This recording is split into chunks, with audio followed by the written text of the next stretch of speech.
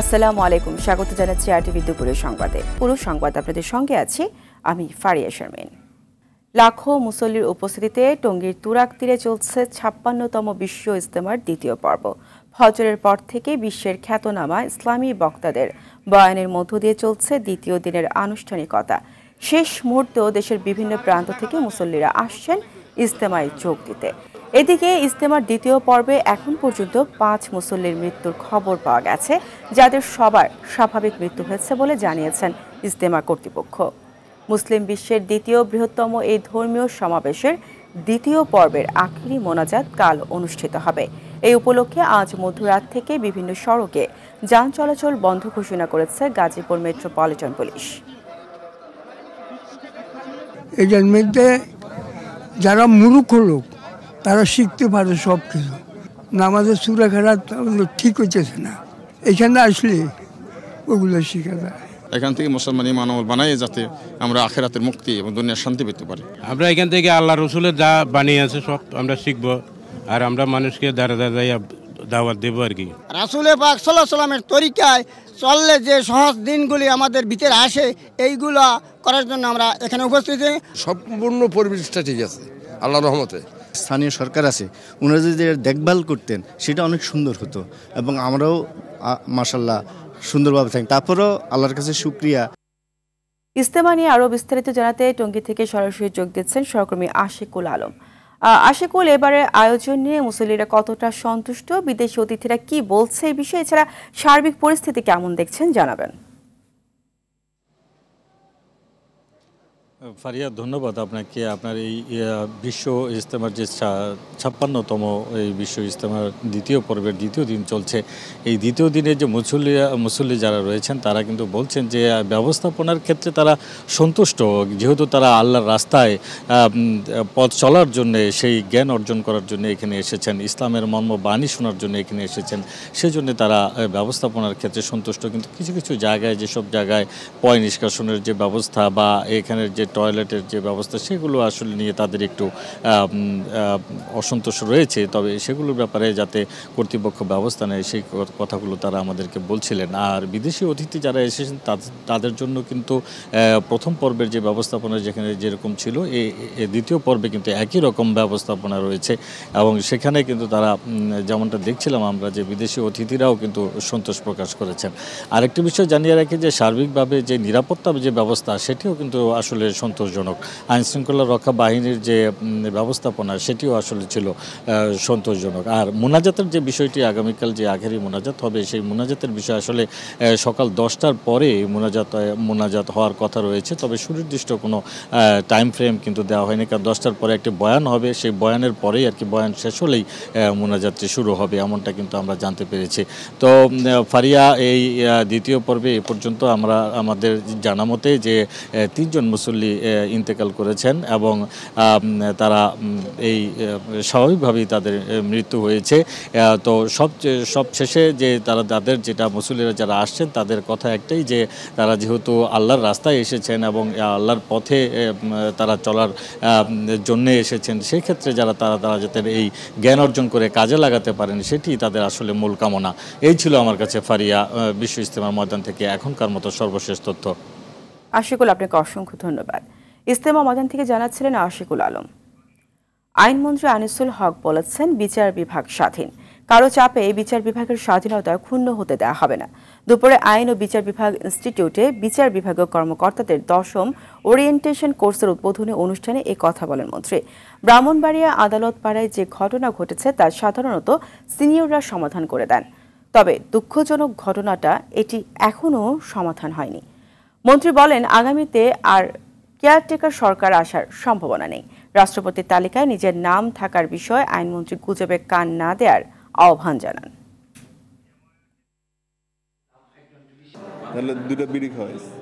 বিচার বিভাগের স্বাধীনতা কোনোভাবেই ক্ষুণ্ণ হোক, সেটা আমরা দেখব। এরকম ঘটনা বারে ঘটেই থাকে। মাঝে মাঝে এমন হয় যে বারের যারা সিনিয়র আছেন এবং বার অ্যাসোসিয়েশনের যারা কর্ণধার, তারাই এটা শেষ করে দেন। এটা অত্যন্ত দুর্ভাগ্যজনক। কেয়ারটেকার গভর্নমেন্ট ফিরে আসার কোনো সম্ভাবনা আমি দেখি না। বিএনপির নেতৃত্বে যুগপৎ আন্দোলন সফল হলে জাতীয় সরকার গঠন করা হবে বলে জানিয়েছেন দলটির মহাসচিব মির্জা ফখরুল ইসলাম আলমগীর। সকালে ঠাকুরগাঁও জেলা বিএনপির কার্যালয়ে শীতবস্ত্র বিতরণ করেন তিনি। এ সময় মির্জা ফখরুল বলেন, উন্নয়নের কথা বলে সরকার জনগণকে বোকা বানাচ্ছে।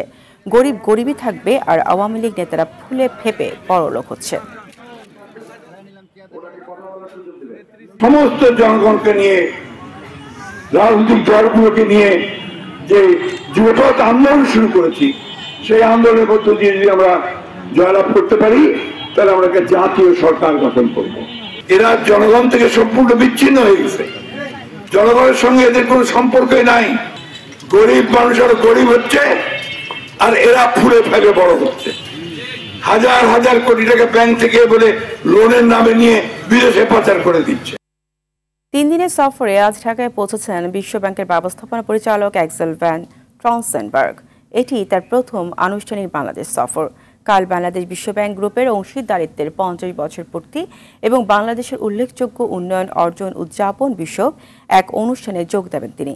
এছাড়া ঢাকা সফরে প্রধানমন্ত্রী শেখ হাসিনা, অর্থমন্ত্রী ও অন্যান্য ঊর্ধ্বতন সরকারি কর্মকর্তা, সুশীল সমাজের প্রতিনিধি এবং উন্নয়ন সহযোগীদের সঙ্গেও সাক্ষাৎ করবেন ভ্যান ট্রান্সেনবার্গ। গেল 1 বছরে দেশে খাদ্য ও সেবার সার্বিক মূল্যস্ফীতি বেড়েছে 11.08%। এর মধ্যে খাদ্যে মূল্যস্ফীতি বেড়েছে 10.03% এবং খাদ্য বহির্ভূত মূল্যস্ফীতি বেড়েছে 12.32%। ভোক্তা অধিকার সংস্থা ক্যাবের জরিপে উঠে এসেছে এমন তথ্য। দুপুরে ভার্চুয়াল সংবাদ সম্মেলনে ক্যাব জানায়, গেল বছরের জানুয়ারি মাস থেকে ডিসেম্বর পর্যন্ত মোটা চালের দাম বেড়েছে প্রায় 5% হারে, মাঝারি 10% এবং চিকন চালের দাম বেড়েছে 17%-এরও বেশি। এছাড়া আটা, ময়দা ও সুজির দাম বেড়েছে প্রায় 30%-এরও কাছাকাছি। মাছ ও সবজির দাম বেড়েছে অস্বাভাবিক হারে। ক্যাবের মতে, পণ্যের দাম বাড়ার মূল কারণ ডলার সংকট ও জ্বালানির দাম বৃদ্ধি।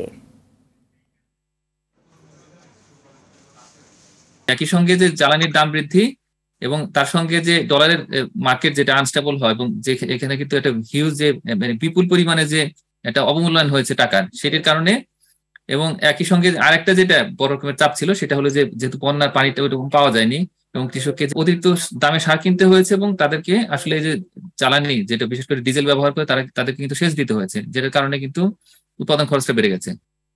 নির্বাচনে জনগণের কাছ থেকে বারবার প্রত্যাখ্যাত হয়ে অসাংবিধানিক উপায়ে ক্ষমতা দখলে মরিয়া উঠেছে বিএনপি। দুপুরে পাঠানো এক বিবৃতিতে এমন অভিযোগ করেছেন আওয়ামী লীগের সাধারণ সম্পাদক ওবায়দুল কাদের। বলেছেন, লবিস্ট নিয়োগ দিয়ে মিথ্যা ও বানোয়ার তথ্যের মাধ্যমে দেশের জনগণের বিরুদ্ধে নিষেধাজ্ঞা আরোপের ক্রমাগত ষড়যন্ত্র করছে দলটি। দলের দপ্তর সম্পাদক ব্যারিস্টার বিপ্লব বড়ুয়ার পাঠানো বিবৃতিতে বিএনপিকে অপপ্রচার ও গুজব না ছড়িয়ে নির্বাচনের জন্য প্রস্তুতি নেওয়ার আহ্বান জানান ওবায়দুল কাদের। চট্টগ্রাম মেডিকেল কলেজ হাসপাতালের কিডনি রোগীদের ডায়ালাইসিস সেন্টার বন্ধের নোটিশ ঝুলিয়েছে পাবলিক প্রাইভেট পার্টনারশিপ প্রতিষ্ঠান সেন্ডার। গেল 2 দিন ধরে প্রতিষ্ঠানটির দরজায় বাংলা ও ইংরেজিতে লেখা 2টি নোটিশ ঝোলানো হয়। এই বিষয়ে সেবাদানকারী প্রতিষ্ঠান সেন্ডার বলছে, 2017 থেকে আজ পর্যন্ত 31 কোটি টাকা সরকারের কাছে পাবে তারা। বকেয়া টাকা জমা না হয় কাঁচামাল সরবরাহ বন্ধ করে দিতে হয়েছে। এ নিয়ে আতঙ্কে আছেন রোগী ও স্বজনরা। তারা বলছেন, প্রতিষ্ঠানটি বন্ধ করে দেওয়ার নোটিশ রোগীদের জিম্মি করার ফন্দি মাত্র। তবে সকাল থেকে ডায়ালাইসিস কার্যক্রম সচল রেখেছে প্রতিষ্ঠানটি। পূর্বের নির্ধারিত খরচেই সেবা দেওয়া হচ্ছে।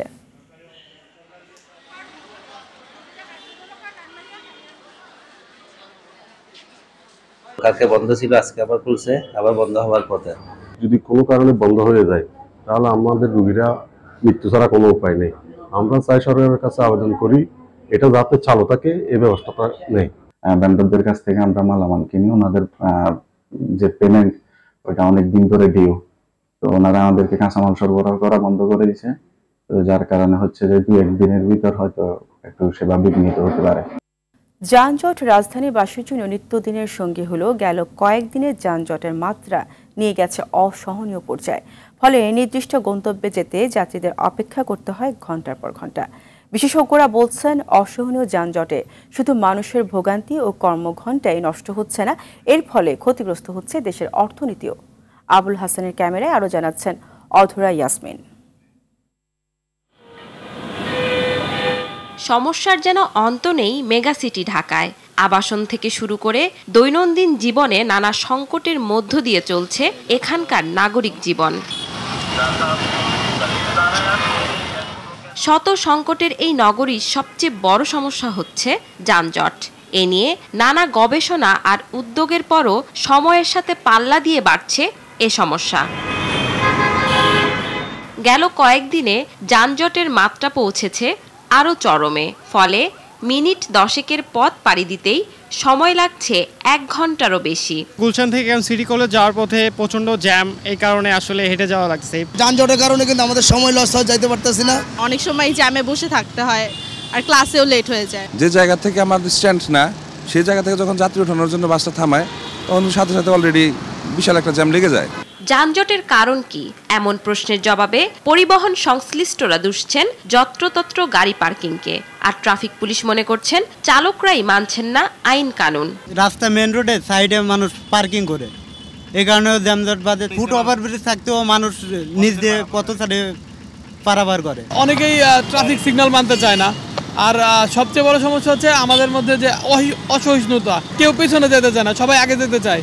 এটা হচ্ছে সবচেয়ে বড় প্রবলেম। বিশ্লেষকরা বলছেন যানজটে কর্মঘণ্টার পাশাপাশি হচ্ছে অর্থনৈতিক ক্ষতি। মানুষ যারা চলাচল করছে তাদের জন্য কিন্তু পর্যাপ্ত হাঁটার ব্যবস্থা নেই, ফলে কিন্তু একটা বিশৃঙ্খল পরিস্থিতি সৃষ্টি হচ্ছে যা যানজট তৈরি করছে। তো যানজটে আর্থিক যেমন ক্ষতি রয়েছে, এটা কিন্তু স্বাস্থ্যগত ঝুঁকিও রয়েছে। ছোট গাড়িগুলোকে বড় সড়কে আসতে নিরুৎসাহিত করা হলে কিছুটা সমাধান হতে পারে বলেও মনে করেন তিনি। যানজট কমানোর জন্য আমাদেরকে ছোট গাড়িগুলোকে নিরুৎসাহিত করতে হবে, গণপরিবহনকে বাড়াতে হবে, রিক্সাকে আমাদের মেইন রোড থেকে ছোট গলি রাস্তার দিকে নিয়ে যেতে হবে। নিত্যদিনের এই যানজট কমাতে সচেতনতার পাশাপাশি অযান্ত্রিক গাড়িগুলো যেন বড় সড়কে না আসে সেদিকেও সংশ্লিষ্টদের সতর্ক থাকার পরামর্শ দেন বিশেষজ্ঞরা। যানজটের কারণে স্থবির হয়ে পড়েছে নগরবাসী জীবন। যানজটের কারণে ব্যক্তি ও কর্মজীবনে পড়ছে বিরূপ প্রভাব। অব্যবস্থাপনার কারণেই যানজট লাগে বলে মনে করেন অনেকেই। আর তাই সংশ্লিষ্টদের কাছে এর দ্রুততম সমাধান চান নগরবাসী। অধরা ইয়াসমিন, RTV, ঢাকা। দেশের বিভিন্ন জেলায় বইছে শৈত্যপ্রবাহ। পঞ্চগড়ে ভোরে তাপমাত্রা রেকর্ড করা হয়েছে 6.5 ডিগ্রি সেলসিয়াস। তবে কুয়াশা কম থাকায় সকালে সূর্যের দেখা মিলেছে। শীতজনিত রোগে আক্রান্ত শিশু ও বয়স্করা ভিড় করছেন হাসপাতালে। বেডের তুলনায় রোগী বেশি হয় বারান্দায় চিকিৎসা নিচ্ছেন রোগীরা। মৌলভীবাজারের শ্রীমঙ্গলে শীতে জনদুর্ভোগ চরমে উঠেছে। চুয়াডাঙ্গায় শীতে কষ্টে আছে খেটে খাওয়া ছিন্নমূল মানুষ। কুড়িগ্রামে মধ্যরাত থেকে বৃষ্টির মতো কুয়াশা ছুটছে। বেলা বাড়ার সাথে সাথে জমে উঠেছে ছুটির দিনের বাণিজ্য মেলা। শেষ সময় বেশিরভাগ পণ্যের ছাড় ঘোষণা করায় ভিড় বাড়ছে ক্রেতাদের। এছাড়া স্টলে ঘুরে নিজেদের পছন্দ মতো পণ্য কিনছেন নানা বয়সী মানুষ। ইজতেমার কারণে রাস্তায় কিছুটা যানজট দেখা দিলেও দিনের শেষ ভাগে মানুষের সমাগম ঘটবে বলে আশা আয়োজকদের।